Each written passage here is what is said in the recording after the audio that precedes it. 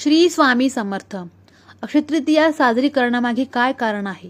3:30 मुहूर्तामध्ये अक्षय तृतीयालाच का स्थान दिलेलं आहे? तर बघा, पहिल्या पौराणिक मान्यतेनुसार या दिवशी भगवान विष्णूंचा 6वा अवतार म्हणजेच भगवान परशुराम यांचा जन्म झाला होता.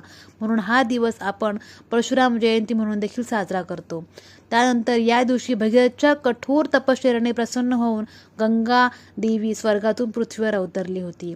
तसेच या दिवशी अन्नपूर्णाचाही जन्म झालेला होता. त्यामुळे अक्षय तृतीयेच्या दिवशी स्वयंपाकघर आणि अन्नधान्याची पूजा करण्यासोबतच भुकेलांना अन्नदान करावे असे सांगितले आहे.